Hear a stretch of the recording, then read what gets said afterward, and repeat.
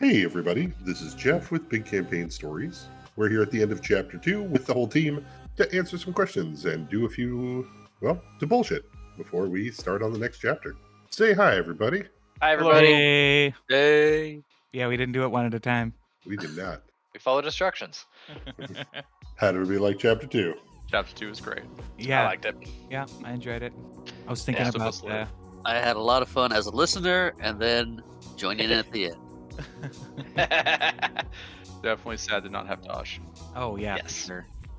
Shout outs to Dosh. Yeah. To be clear, Dash Mav, the player, is fine. He's not going through a health crisis or anything. He's okay, everybody. He is buried in an unmarked grave in Spokane, and that is the last we've ever heard of him. Right, that's what I said. No health problems. So shout out to him. Unmarked grave. Shout out. All right, let's see here. So we have a few questions from Busy. I'm interested in how the players view their level of trust with each other and with the NPCs, and I'm interested in how players feel during the one-on-one sessions versus the group sessions. Those are good questions. Yeah, I'll start. I think that throughout the other player characters, as Lucius, I want to just trust everybody based off of how I've seen them and, just kind of first impressions. I thought everybody's great here on the team, and I just kind of trust them and figure it's going to be all right. And that's kind of how I've role-played it with the team. Obviously, I don't trust a lot of the non-player characters. Why is that obvious? Or why do you think that is? It's therapy time. Therapy time. Well, I do trust, the people on block, from everybody at Good Berries to Shirop, and even the people that we've acquired that used to kind of not be our friends. Yeah. From Max Okay. and Keelik. I was surprised at how quickly you were willing to bring them onto the team. Well, Like, I thought we were just bringing them on to, like, pay them to help us do a thing. But you're like, nope, they're just on the squad now. that was a quick thought, and it's, they've got, like, valuable skills that we don't have. And they are obviously, like, not, they struggle just like we do kind of thing, is what I saw. So let's do it, is how I felt about it. We'd be better off banding together, sort of thing. Yeah. Better have them as friends than enemies. Yeah, I kind of got the impression that you were kind of moving towards forming a ragtag group of like Fast and the Furious-esque DVD player boosters. Which makes me increasingly confused about how Lucius is paying all these people. Oh, yeah, it's not a lot of money goes anywhere except for paying people. It makes it hard to make ends meet for everything else. So every time we're like, oh, we need to get some equipment, it hurts. But hey, our doctor bill has been all right this season, right? I'd say so. It's been lower. No one got maimed super horribly. Yeah, I only lost about half my hit points. Yeah, maimings were kept pretty low this chapter. And with Yeah. Keegan there, maybe the mechanic bills will go down. Yeah. Yeah, Mhm. good point. And I got that giant dire bear cloak, would help me live through that tentacle attack. That would have just been instant murder. Instead, it was Tentacle just a couple attack. bruises. Yeah, you were completely immobilized for the entirety of that. Just an invisible ragdoll on a pile of weeds. You were invisible. You were only made distinct by the outline of tendrils and vines. Yeah, that's definitely one of my more heroic moments. True.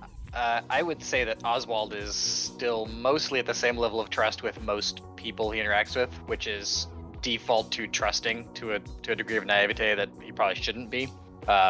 Including all the NPCs we brought into the party and everybody. He's starting to have a little bit of doubts about Lucius, frankly. Just because he's growing increasingly concerned that Lucius is not taking seriously enough the fact that someone out there wants to kill him. And so he's That's starting fair. to think yeah, maybe there's something going on there. Like he's trying to figure out why you're not doing that, but that's a thing. He's also shifting to being less trusting of cops, seekers, because every interaction that Oswald has with seekers seems to be going, either the interaction itself goes negative or he gets feedback from Lucius that it didn't go the way he wanted to. And it just keeps escalating in that direction. So I think Oswald is now at the point where he's probably just going to run from the cops. Probably safer. Yeah, but that's where he's at. I'm surprised that you haven't done that sooner, given your a certain piece of equipment that you never take off. Well, because you're not supposed to run from the cops, is how he looks at it, right?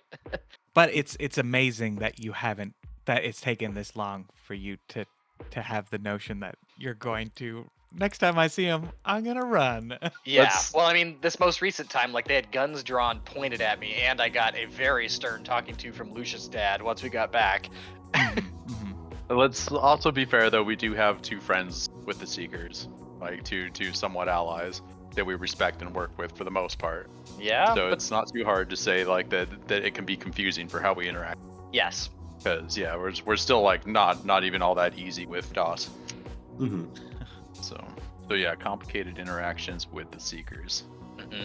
Mhm. But as for me, I still kind of like, as Lucius, still feel pretty safe and with my friends. Sean, what's your answer on trust? Did Keegan already No. give his 2 cents on trust? Okay. No, you want me to go first? No. I was about to ask. So I didn't know if I was the last one. Yeah, I'm probably maybe a little bit more open trust-wise, but oh boy. But I probably, if anything, like as far as trustworthiness or deceit or credibility goes, I just probably underreact to all input. So sort of slow to really, really trust somebody and slow to really, really, really distrust somebody. And kind of that puts a lot of people at neutral for me, trust-wise. And that's how it's been for the most part. So probably up there, and the trust is people I've been around. So Lucius and Barry and Oswald to a little bit lesser extent, but still Mhm. in there, just from sheer hours on the job and knowing what to expect from folks. As for Keegan coming into this new group, he's kind of going in with the trust until proven otherwise. He's definitely bodyguarding for Lucius, but with the family trip where half the crew that worked for Lucius went away, good opportunity to take care of him. There's definitely points in his book on everybody that was there. So you just gotta. There's not a lot of reason not to trust the team. Given all that character witnesses. Yeah. Yeah. So much better than non-player character witnesses. Right. And hey, we come on to Christmas. So, We just mentioned okay. 2 days ago. Let's. That just popped up again. Why do you think that is? If I might interject, that sentiment so much better than non-player character witnesses. You're asking me? Yeah. I mean, partly, honestly, I think it's because we all know that we are playing in a game, and so like there's going to be that default level of trust we have with PCs that we just kind of have to have in order to play the game. Even though we've all been playing long enough that we've all seen individual players, even in this group, turn out to not be as trustworthy as they were at first glance. So we know that that's not always warranted. So, but at the same time, like, you know, we're all players, we're all part of the team. So like to make the game work, we kind of have to have a baseline and level of trust. We have to invent reasons for our characters to be that way. Whereas with NPCs, I think we feel like we can be a little more free and honest in how we assess them. We don't have to start with a default of friendly. So that's where I think it comes from. Okay. Good answer. I mean, you had an answer ready to give. So. All right. Next here is a question from Dork Day Afternoon. I want to know what change in their character surprised them. What was an unplanned development in their character that is now canon for their character? Losing at a bunch of skill checks and having my arm blown off sucked. That's kind of permanent now. You didn't see that happening? Didn't see that coming. No. That wasn't the logical conclusion of Lucius. Kind of figured that was the end, but that was pretty awesome that it wasn't the end. Just now some flavor on top. Definitely didn't see us joining up with the red bandanas and becoming allies, which I'm sure we're not like really allies at this point. We have much better relationship than we used to, and then other relationships as well. I mean, now we're in a house war, so didn't see that coming either. Is this because we flipped over that car? I don't think we know yet. I bet that's There's why. a lot of people that we've obviously like repoed their stuff against their will. Yeah, but we've had legal cover for every repo we've done. Oh yeah, we have done. And now we're getting legal reprisals. Right, exactly. Yeah, I don't know. If only we knew a good lawyer that we were friendly with. I heard he was getting out of the practice. Is that right? That was the last into thing we construction. heard about Xavier. Yeah, we'll have to find out. Some things have changed. Yeah, even having listened to the House Wars episodes, I'm still not totally clear on what Xavier's line is. I think a change that surprised me for Oswald is I had initially pictured him as being this kind of happy-go-lucky, naive kid who was just gonna like stumble his way from success to mediocrity to like everything turned out okay. And having the nightmare piece and the phobias he's starting to have and the whispers in the dark and like all of that starting to come and starting to infiltrate his psyche is giving him a darker tinge that has surprised me in terms of how I'm thinking about him and how he interacts with the world. I need more time to think. If anyone else wants to jump in, I need some time to think. I haven't had a lot of time to change from how I originally thought Keegan would go. You didn't initially see him wearing a Punch Junction. Hell yeah! You know what? That's that Endorsement Punch suit. Junction armor. That's the big change at the moment. It went from a sleek tactical suit to a walking bullseye. Well, you also got What's into your character brought concept? into like the family, like both the family of Bold Requisitions, but also like invited to the festival families with Oswald pretty rapidly. Like, and I wonder how Keegan feels about that. Like, it's to me, like from Oswald's point of view, it's less of a business arrangement, more of like a we're all working together because we like each other kind of feel. And I wonder if Keegan's got that same kind of impression. He definitely sees it as a family business. This is we're all family. We're working together. Where it's less about shared trauma like Max and Akilic and Yeah. Yeah. Or Bolanka. didn't make it. R.I.P. Ranger's hands. And Rager Sands. Oh, that guy was I an didn't have to be a asshole. fucking hero. I mean, he was. He was a heroic asshole. He was an asshole because he made us all look bad. He was doing his job. Come on, guys, we could do this. I know, everything would have been fine if he had just said, you know what, we can't handle this, let's run and call the authorities. There was did no both. time, though. We tried to stop it. We were talking about season 1 again. Yeah. Yeah, it's hard not to talk about that incident. Yeah. Yeah. Man, I'm blanking on different directions for my character. I don't think my character has really just been pushed around ideologically all that much since we started. I think I've probably been one of the most stable for the time that I've spent in the group. I feel like I've been one of the most stable ones, but as far as just not having these weird interjections, inconveniences, weird nightmares, spider creatures and such. But I have been talking to Jeff about things that I might be leaning towards for the next season, or getting into exploring some things and maybe doing a backstory episode. I think I might be the longest running teammate that hasn't had a backstory episode yet. We'll get into it, I think, in the next season is my answer. Alrighty. Let's see here. From Friend and Foe Adventure Co. Who is everybody's favorite NPC outside of the main ones? Now's your time to shine, John. It's me. I'm my favorite NPC. John, I remember all their names. Like Toblerone Crow? Or I think that I'm having the most fun with DOS, I think. It has been fun to pick up the other characters from Max and Akilic. Akalic? I really don't want to make you self-conscious, John. Oh, no, it's I wanna fine. Preemptively apologize if you get a thing about that. No, I wrote it down stupid, so it makes me say it's stupid. But I think I want to probably second and modify that answer to being the pair of them, Das and Quinn. And Quinn. I think I just, in my head, my shortcut is likening them in my head to Psych. I don't know if anyone's seen Psych. Just interactions with the police chief and Lassiter and Julia. It's like, oh, I can really easily snap into the tone when I'm talking with either of them. Mm-hmm. I feel, and that's real nice and convenient for me. So I think mine, I have kind of two answers. So from Oswald's point of view, as a character, I think the favorite NPCs are the Dawn Watches that run Goodberries, Sabrina and Lothar and Eric. We haven't really seen Esper very much at all, but they almost feel like a second family in the way that we get along with them and the way they treat us.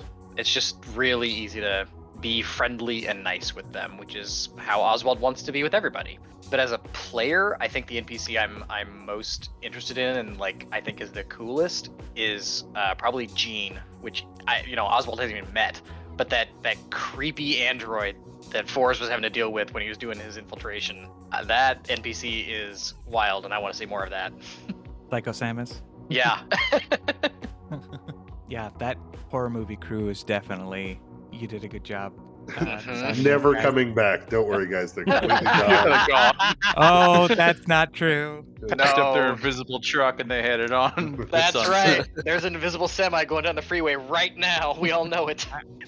I'm not going to forget about them as easily as John forgot about whoever tried to kill him. That will come back up and we'll deal with it. Like, there's nobody to chase down right now. They'll think that my guard's down. I'll catch the bullet out of the air.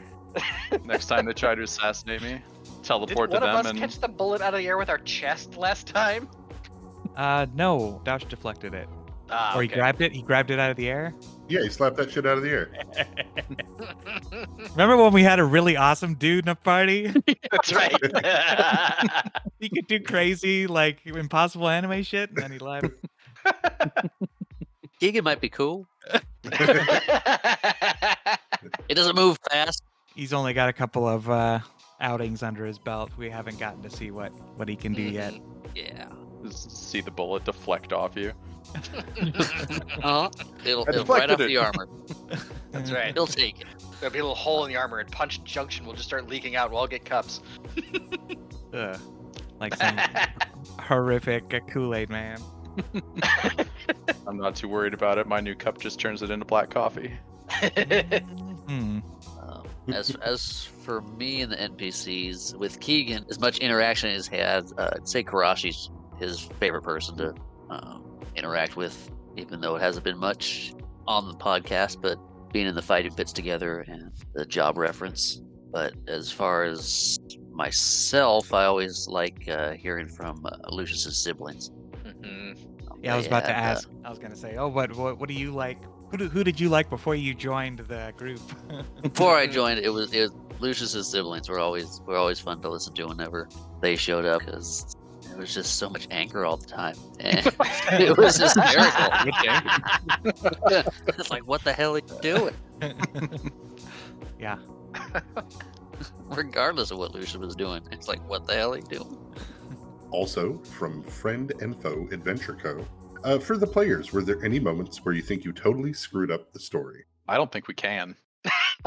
Yeah, It comes that's actually a really good pre-screwed answer. up. It's I don't think I have yet, but I'm afraid I will. Yeah, I think John's right. We've played with Jeff enough that we know that it's not really possible to screw up the story. Like there isn't a plot that we need to follow to get things done or to make sure that everything flows smoothly. You know, like the story is what we have done, and so therefore there is no screwing it up. Right, Yeah. and even when things go wrong, it's going to be entertaining. Mm-hmm. Like the story's still going to be fun. Yeah, I think that's well stated. I don't know if I can add anything to clarify that, or I don't have any points to differ on. Right. I I mean, think it's think that's there- that. I mean, there's times I that think we have screwed up. yeah. Oh yeah. I separate this from rolling poorly, but I usually trust everybody that even if I get into really weird situations, I'm like, this isn't gonna put anyone out. I guess I was a little, when everything moved so fast when we were going to Gene and the bunch, Gene and the gang. Mhm. When Yeah, I was guardrails. going with the Super Nerd Squad NPCs, Mhm. that happened so quickly that I was very caught off guard, and so I guess that would be my answer as to where I thought it was screwed up, because it's like, wait, I started the mission and no one else, none of the other player characters said okay, and I'm deploying on this mission with just NPCs. What? So there was a bit of panic there, and it ended up working out. But yeah, I actually had an answer to that question. It caused it. Oh boy, did it! All right, yeah. It's not like we're trying to. We're just carefree about everything. We're concerned about consequences, but even if something does go wrong, we're still gonna have fun with the game. So. Yeah. Honestly, when things go wrong, when things don't go as planned, that's when interesting things happen. Problems are what is interesting in the story. It's great to have those successes. Yeah, I think we're pretty problem-free during that heist, for the most part. Surprisingly, Until it comes back and bites us in the ass later. Yeah, but we took what, like 2-3 episodes to do that heist? Like, we took a while trying to like finesse that one to go our way. That was interesting when I was going over my thoughts about this last chunk of episodes. The lead up to the heist was so long, I forgot that whole chunk was like Act 2. I was Right. like, oh man, it feels like it was so long ago, but it's like it started with a bunch of guest episodes, which is just like, oh yeah, I think I got bogged down in the little details of the conflict of the middle chunk. Which was basically the heist, all the heist stuff lead up to the heist. Boy, I may have lost that thought midstream. Did that make sense to anybody? Yeah. Okay, cool. Yeah, that all tracked. All right, cool. I think I rode that sentence out for a little bit longer than I could sustain, and then I forgot what it was about at the end. Oh. Was this the middle of a question? Which question was it, and how many people have already answered it? I think that's all of us answering the question. Okay. Did we get through the entire? Did everyone answer, or did no one answer the last question? It was the. I vote Sean as our next debate moderator. It was the question about messing up the game, right? Yeah, screwing up the story. Yes. I feel like we answered that pretty thoroughly. I was gonna say I had a finish to one of the earlier questions. Part of the question was, how do you feel role playing in the group as opposed to doing the solo episodes? A quick thought, but fuck. So I think the audio nature of Jeff wanting me to just say whatever I'm gonna say butts up against me wanting to be conversational back and forth. And I think I remember that pretty keenly in the introduction episode of me talking about my character at the very beginning. And it was just all of the points where Jeff was conspicuously silent, non-conversationally silent, for professional recording reasons to let me speak. But because I couldn't speak non-conversationally, so that really tripped me up. And I think anywhere where I don't have other people to bounce off of makes it even harder for me. So when I'm by myself and there's just Jeff there and Jeff is giving me my space, I'm like, yeah. That was my answer to an earlier question. I'm not sure anybody answered that chunk of the question, actually. Yeah, nobody did. All right, we can edit it and loop it all back in and cut out my rambling from earlier when I was calling back to it. I don't think I noticed much of a difference playing from background episodes to buddy episodes to whole group. Really? Yeah, I don't, for some reason. I totally do. It feels different to me doing the one-on-one sessions with Jeff versus the group sessions. Partly just the tone of the session, like, because we're doing a one-on-one session with Oswald, it's Oswald going and having like just 19-year-old, 22-year-old fun, and it's not like high stakes going to steal something from somebody who's going to shoot at him. But it's also like the way I role play in one of the one-on-one sessions is different. It's harder because I've got to carry more of the narrative weight. I've got to like fill in some of what's going on around me a little more in a way that I can kind of rely on the other players. When we're doing a group session, we all kind of like bounce things off of each other. But when it's just me and Jeff, it's just me and Jeff. So I kind of have to work harder at it. I like it. It's just different. I know conceptually it makes sense that you'd be talking more in the solo episodes, but it's hard to imagine. What are you trying to say, Sean? I meant to say exactly what I said. Sing. And sadly, Keegan has not yet had a day off episode or anything fun like that yet, but we'll get there. How'd you like recording the about your character episode? That was fun. Similar to the lore episodes I've done with Jeff. Just kind of going back and forth. A little more question and answer on that one versus just inputting information. But I'm excited to do a solo episode at some point. Yeah. And I'll let you know how I like it then. You won't remember. Or maybe you Probably will. not. Someone will. Yeah, You did maybe, it now. maybe Make him one of answer. us will. For some of our classic questions, do you feel like your character's on the same track that you started on? And we'll take this one going from between chapter 1 to the end of chapter 2. Yes, I do. Nailed it. Keegan's right on track. This is like you're in the corporation and it's performance review time, but you were hired like the month before. Yeah. And it's like, just put down like, I don't know, your supervisor will. This doesn't apply to you. It's like, we don't hate you yet, so just smile and nod. Yeah. Just say you're good.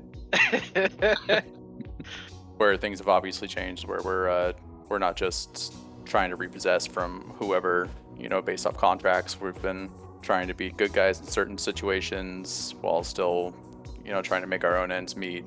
The storyline has kind of changed, that now we're in a house war where we have to deal with more things. Where it's kind of stayed the same is where we're still really care about our community and our friends and families that are on our block and such. I think as far as not being quite on the same track, when we brought in the druid with the Alfier and they were giving us the guilt trip or the lecture about society, and I think that kind of stuck with me a little bit, and that idea has been brewing, and it's like, oh, what do I really want to be doing with my time? And it hasn't really been a crisis because I feel like everyone is also kind of moving in that same direction of like activism, I guess. Mhm. That seems to be the common thread or the direction of the company. It's hard for me to think about whether that's a change for Oswald. Because Oswald came on to Boulder Positions basically just because he needed a job. He never thought of this as like a calling or something. But he didn't really know what he wanted to do with his life, And so now that we are starting to dip our toes into, more like good guy behavior, where we're going out and helping people beyond just what is necessary for the company, that feels more right to Oswald than just strictly staying focused on the repo business.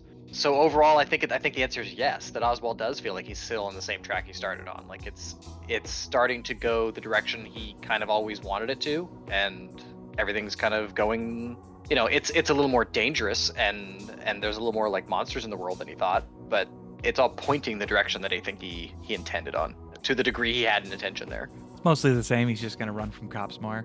Yeah, exactly. Yeah, yeah, there's maybe a little bit of a loss of trust in certain aspects of society, but other than that, yes. Got a feeling that's only going to get better. I think you're right. Once we start the legal war. Yeah. Is there anything that you want to focus on with your character this coming chapter?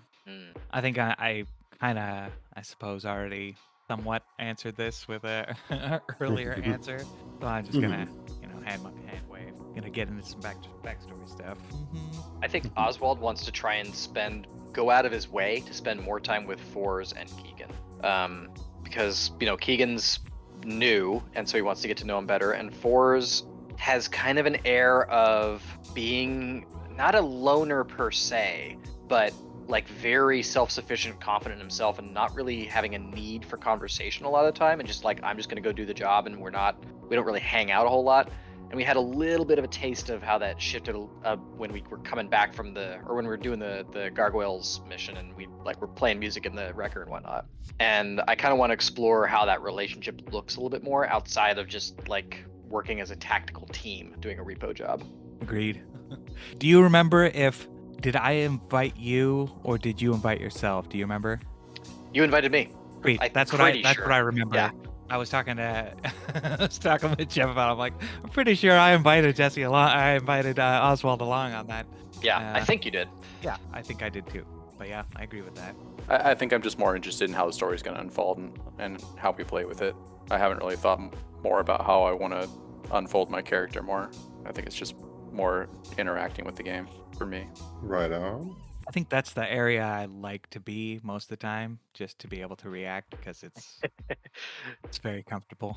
Yeah, because Jeff is so damn good at it. I like being so lazy I don't have to think of any of the details, and I say, Jeff, describe this room to me. What are their MAC addresses on their computers? And perhaps I will deign to react. What is his Facebook address? Tell me. I think it's more the crazy shit's gonna pop up, and we're just gonna deal with it as it does. Yes, Yeah, oh, yes, yeah. yeah. Sure. All of our plans about what we want to focus on are just bullshit. We all know this. We're going along for this ride as things go on around us, but I do want to get to know the team and everybody that works for Old Requisitions a bit more, or at all. But I'm open and willing to make some friends and put on Punch Junction arm. Let's do 2 more questions. So, Gotta love do you have a favorite moment so far in Chapter 2? I think maybe my favorite moment was when I thought I was being clever when I was gonna take that Alfier from, was it Weiss Pharaon? Mm-hmm. Yeah. I was hoping to take that Alfier and put it into, what did I say, the weakest person's hands I know. Uh-huh. Thought that was gonna be so good.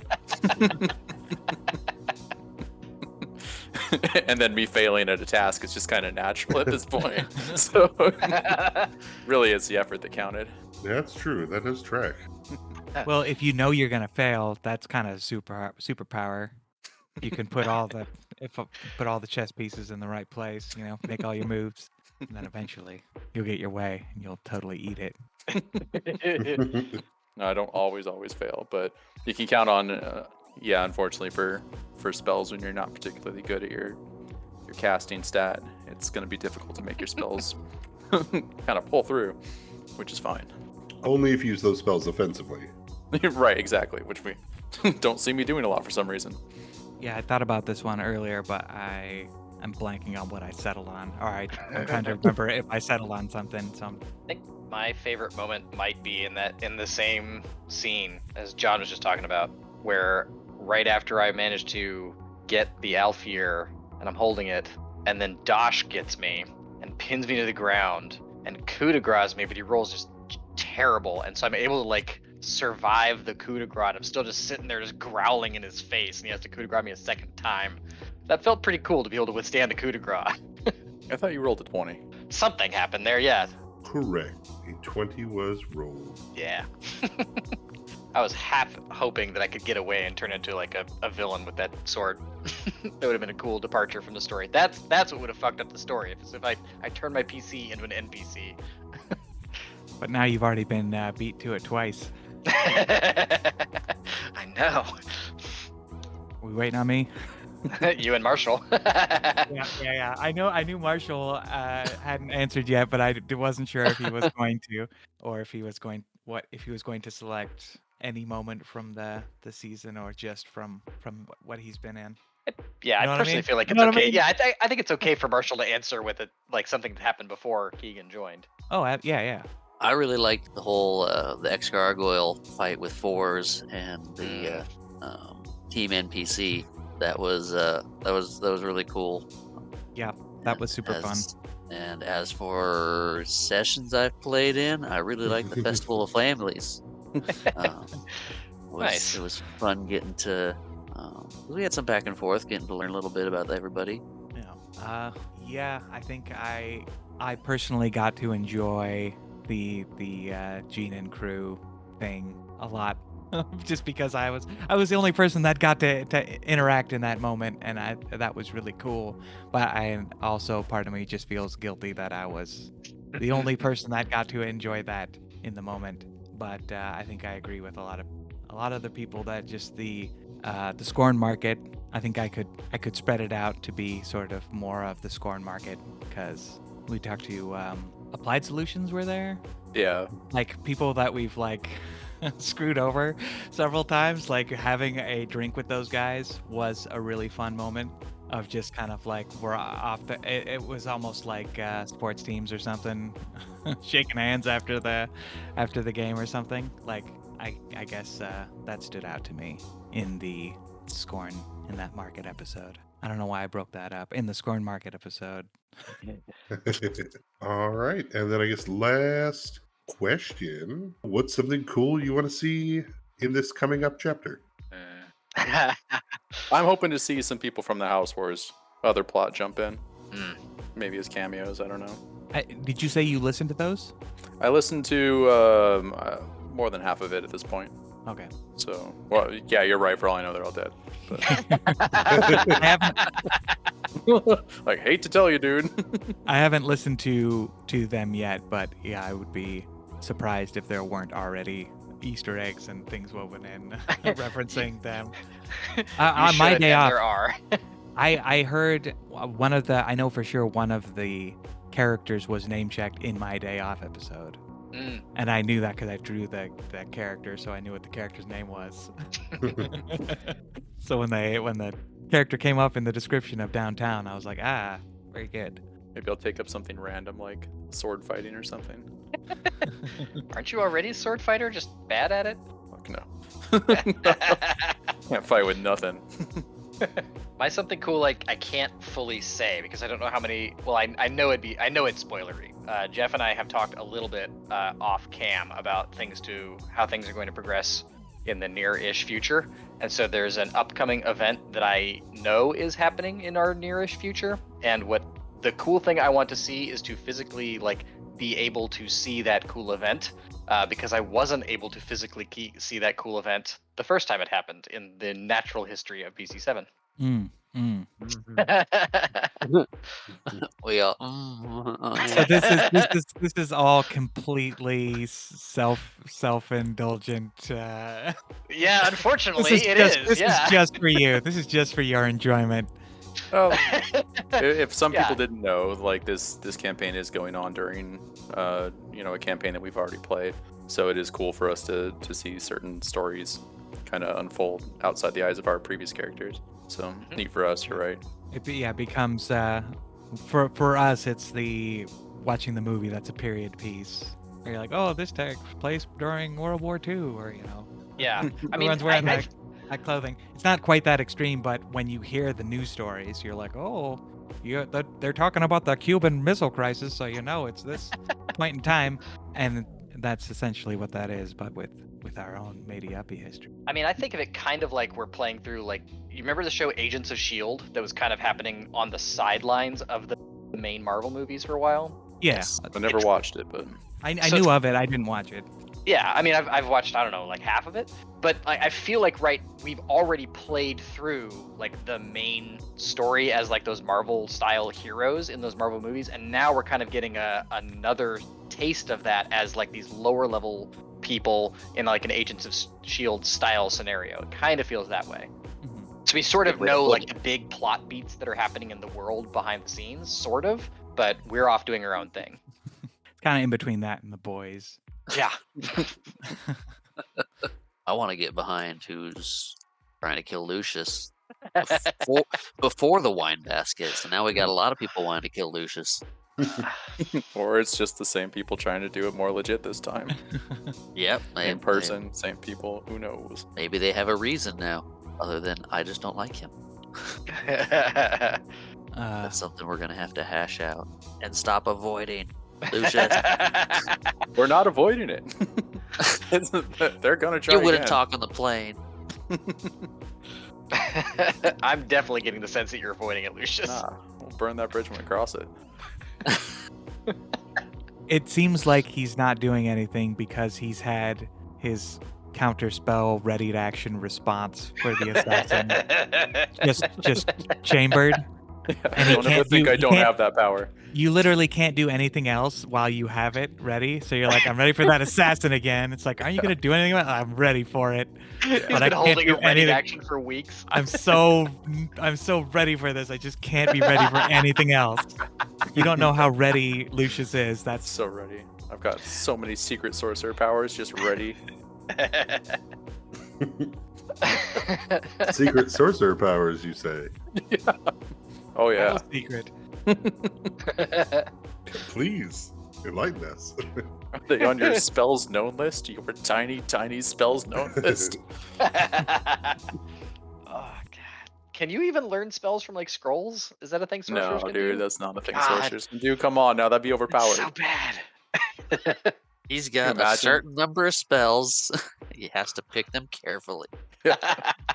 Should have been a wizard. I mean, it's not too late. It's too late, Chuck.